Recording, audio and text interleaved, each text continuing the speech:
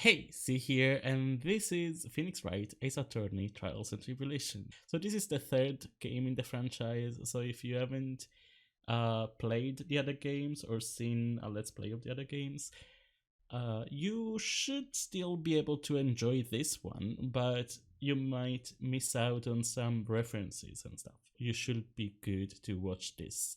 Although, mind some spoilers, because either the game or I will reference the other games and spoil the games if you want to play them.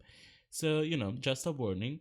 Also, another warning is since the game is not voice acted, of course, I will be doing the voices. So, yeah, I have a lot of fun doing the voices. Hopefully, you'll have fun alongside me. But yeah, let's finally start. I tried to record yesterday, and for some reason, it didn't record. I thought it was recording, but it didn't record. And I spent an entire hour. This is even fresher in my memory because I did it yesterday.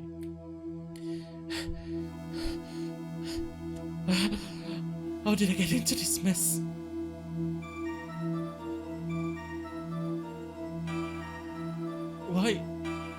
Why did I do that?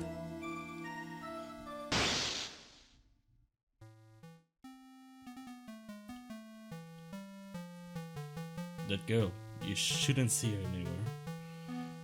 Hey, it's none of your business. I'm telling you for your sake. If you continue to see her, it's going to be bad news. You're lying! Just listen to me. There's something you need to know about that girl. Stop it! Don't talk about her like that!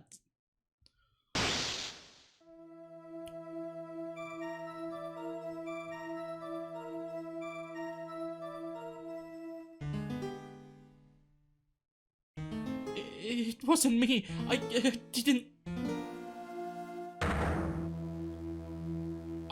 didn't do it. Oh, Phoenix, you poor child. 5 years earlier, Mia Fey. Now, 5 years earlier, it makes it sound like it's 5 years before the cutscene, but no, it's 5 years before the last game. But yeah, phew, it's finally time. I'm kind of nervous. Oh, it's a Grossberg. Good morning. Please calm yourself down.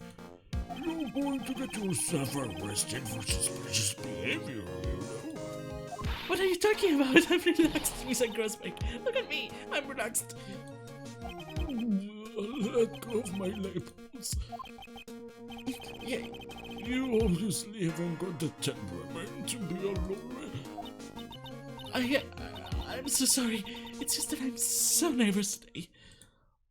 Oh, that's right. This is your first time in the big leagues, isn't it? Well, whenever you fear, my dear, I'm Marvin Grossberg Amateur Service. Fucking hate him. I hate this guy. I actually forget why I hate him, but in the first game, there is a case that makes you hate him.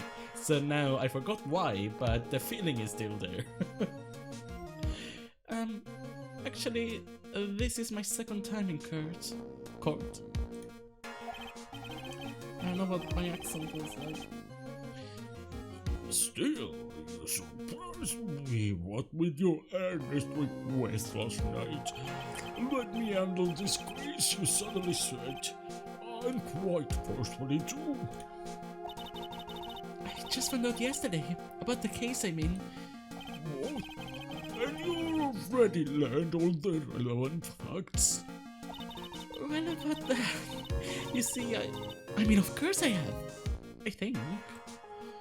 Oh dear. In any case, they'll let you our client see yours or neighbors. You see the poor young man in the pink sweater over there? That's our client.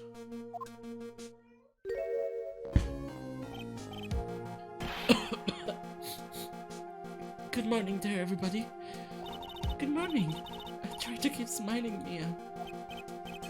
I just want to say, I'll give it all I've got. Yep, it'll be fine. No problem. Oh, what's wrong? Do you have a cold or something, Mr. Right? Actually, it's right. Like the Flying Brothers. People screw it up all the time. And yes, I have a cold. That's what this mask is for. Look at Phoenix setting an example way earlier than the pandemic. Because that's just common sense there.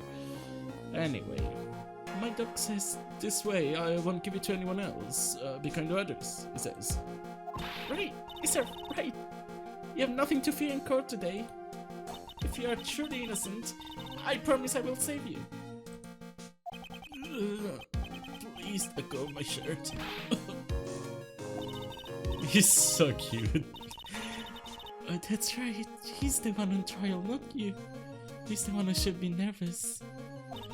You need to stay strong for your client, Mia. My name is Mia Fey. I'm still pretty new at this lawyer thing. The first time I appeared in court was a year ago.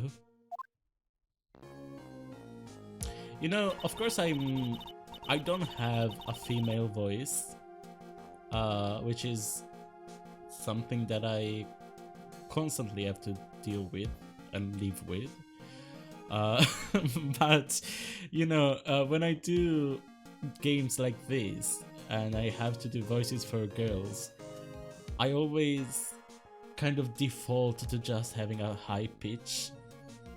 But Mia, I feel like, would have a sultry voice, low voice, but my low voice would be this. Like, this is not Mia's voice for sure. This, I feel like that's not the Mia I'm looking for. So I guess I'll just default to the high pitch, which I don't feel fits her, but at least it's something. But that trial traumatized me so badly, I thought I'd never set foot in another courtroom. Like, this voice sounds like, I don't know, she's a little girl or something. It's been 1 year since then, and, well, here I am again. But this time I'll win. For my client, and for myself.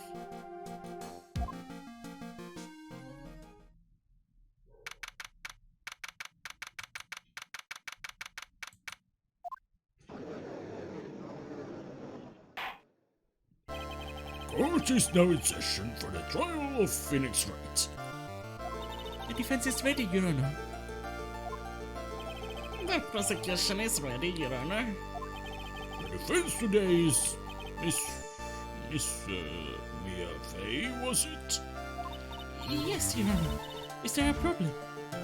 I was under the impression that Martin Prosper was to be leading the defense. Yes, well, you see, Mr. Grossberg had a bit of an emergency. Emergency?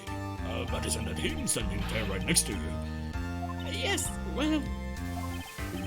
You just are rookie. Are you sure you can really handle this? Don't let him scare you, Mia. Give him your toughest look. Of course, Your Honor. I think. Well, Mr. Payne, your opening statement, please. Well. I can't believe a veteran like me has to spend his time babysitting a new defense lawyer. God damn it, I've played this beginning part so many times because I've tried to record it so many times and I always got something wrong. But anyway, I love Payne. I love to hate Payne because he's always the first case, you know, prosecution lawyer, and he's always the worst. He's always shit talking and trash talking you, and he's always eating that shit and that trash that he was, you know, like, he's the worst. He's actually so bad, but he's always like, oh, I'm so good. I can't believe I'm stuck with you. And then, you know, he will lose miserably. Don't worry, little girl. It will all be over soon. What was that all about? Was he trying to trash talk me? You know, like every case that, you know, like every court case, it's part of it. Now then, I'd like to proceed with a summary of events of the day in question. The incident occurred on the campus of Ivy University. The murder victim was a student named Doug Swallow. He was a fourth-year student studying pharmacology. It sounds like he was a very bright young man. Yes, well, next we have a photo taken at the scene of the crime. The students discovered the scene shortly after the murder. They found the victim's body, and the defendant, who had obviously bungled his getaway. They then called the police. That certainly makes the defendant look very suspicious indeed. Very well. The court accepts this photo into the record as evidence. Yeah, sure, it makes a lot of sense that the evidence is only accepted during the trial and not before, and not be available to both parties before the trial. But sure, I love the law system here. It makes so much sense. By the way, I can't quite tell the cause of death from this photo. Your reputation for sagacity, sorry, I can't speak today, but when can I ever, to be fair. But your reputation for sagacity is well earned, Your Honor. The truth is that this victim died a rather unusual death. An unusual death? What do you mean, Mr. Payne? Well, perhaps the defense would like to take this question. Huh? A simple question. I thought I might loosen you up a bit. That's not how it works. I'm a gentleman, if you will. Oh, what? Stand up to me, show him what you're made of. I'm trying to go as fast as possible because seriously, I've played this part so many times. Also, this is just the tutorial part in which they tell you, you know that you need to go into the court record, right? But Oh, perfect opportunity. What was it? The cause? You say not at least this much. I'm so sorry, I didn't get a chance to read through the whole file. Viable rights are beginning to watch up. Okay, they are filed under the court record, you know that already. Oh, right, of course, me, a lawyer that passed the test, or the what's it called, whatever, went to law school and, you know, stayed under Grossberg for as his assistant for ages. Of course, it slipped my mind. I don't know all of a sudden how to do anything because this is actually me in the driving whatever. So anyway, Would the attorney for the defense please answer the question? What was the cause of death? electrocution. I don't even need to read the court record. I remember. According to the court record, it was a fatal electric shock. In other words, electrocution. Electrocution? But how could such a thing happen? Did the murderer use some type of new super powerful stun gun, perhaps? The answer to that will become crystal clear as this trial proceeds, Your Honor. But before that, there is one more vital issue. What's that? Oh, I motive, of course. Apparently there was some bad blood between the victim and the defendant. But blood? What do you mean? Oopsie, I'm terribly sorry. You're the defense attorney, so you must know all about it. I shouldn't be stealing your spotlight like this again. This is not how it works. You're the one who needs to do the opening statement. I really don't like this guy's smart attitude. No, me neither. That sounds painful.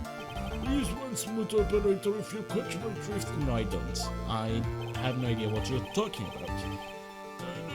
They don't call him the rookie killer for nothing, you know.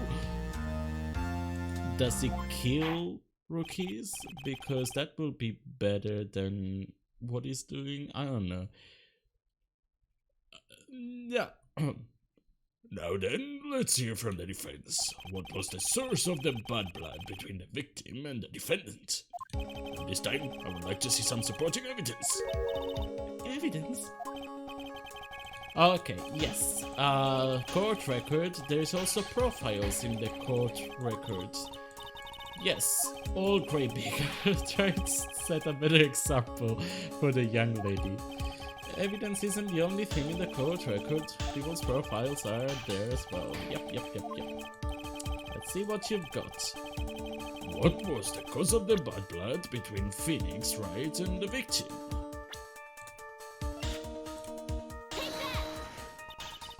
The reason for the bad blood between the two of them was this woman here.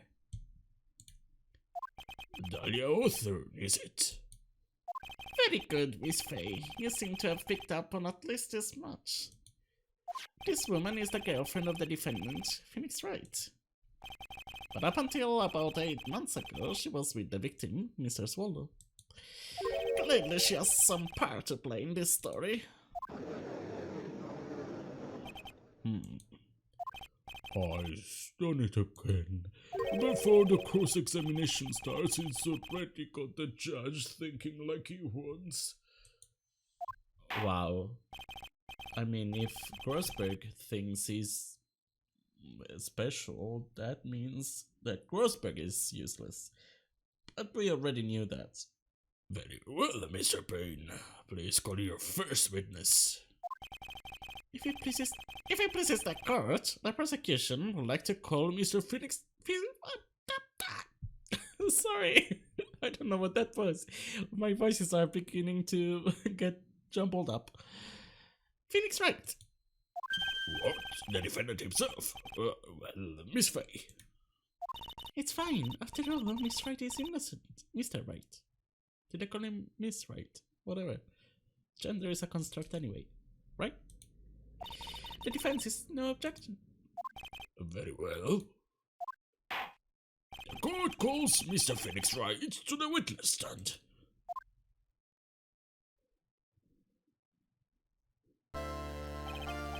Witness, please state your name and occupation. Oh, yes, my name is Phoenix Wright. My job is, well, right now I guess I'm a suspect. I wish that was a job. Like, if it pays, I will actively seek out crime scenes just to stand there. You know, just to be at the crime scene when the police arrives and be a suspect. If it pays, I mean, what's the worst that can happen? No, I mean, what did you do before you were arrested? Oh! I can't sneeze on command, so I'll cough instead. I was a university student. It's alright. I understand that you are suspected in the death of your fellow student, but I didn't do it. I'm innocent of that. I'm telling you, I was... Will the defendant please refrain from passing on his call to the rest of us? It seems the witness has something he wants to say. Well then, Mr. Wright, please tell us about your relation to the victim. Right away, Your Honor.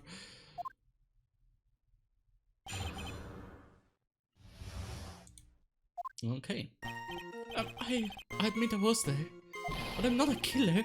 All I did was find his body. I hardly knew the guy to begin with. I never even talked to the stuck-up British wannabe.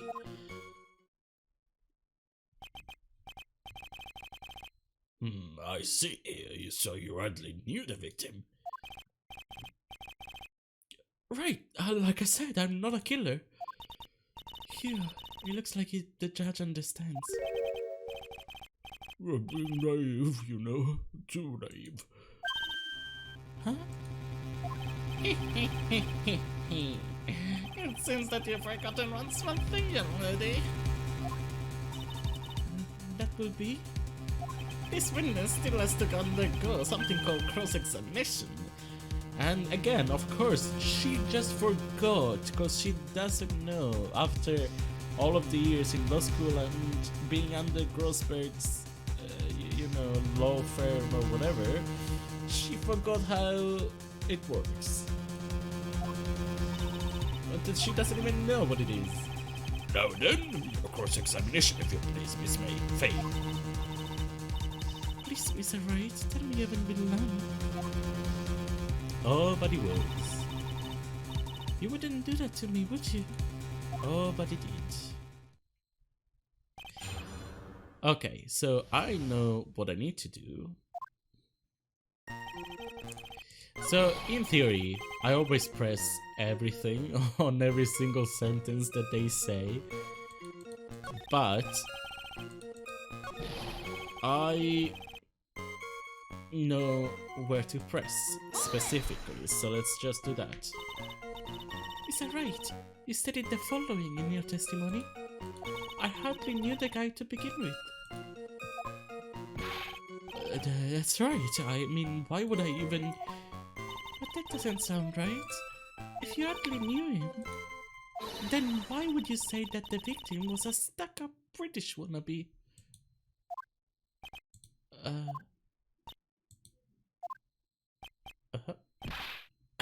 Achoo. I love his single...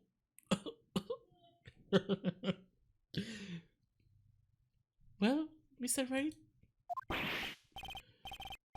No, it wasn't me. I'm not a killer, I swear.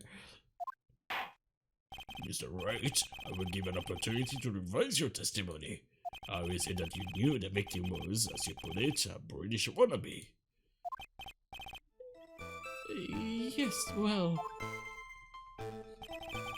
He was always walking around with a huge Union Jack on the back of his shirt.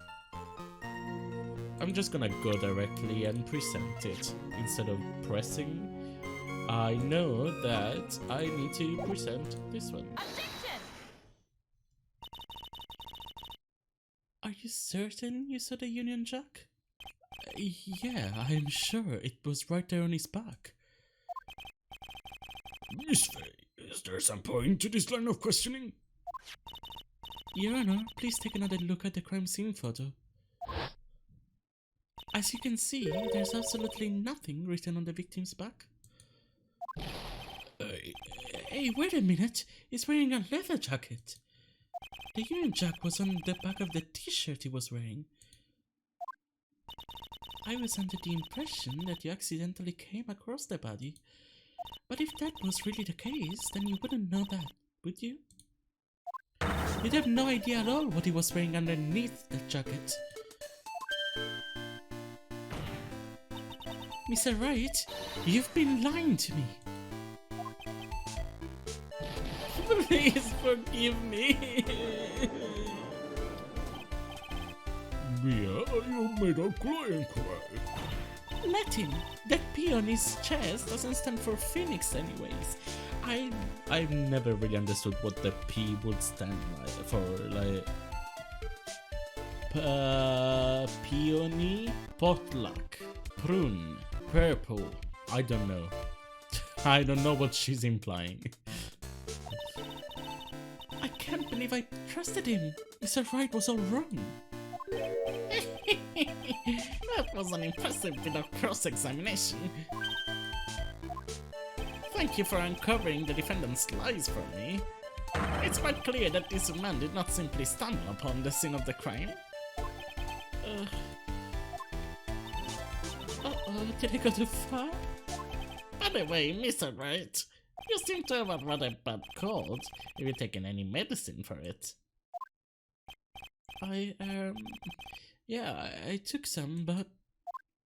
What's the medicine that you took? An over-the-counter brand called Cold Killer X. Yeah, that's right. It kills colds good. Hey, wait a second. How did you know I'm a big fan of Cold Killer X? Would you happen to have that medicine with you right now?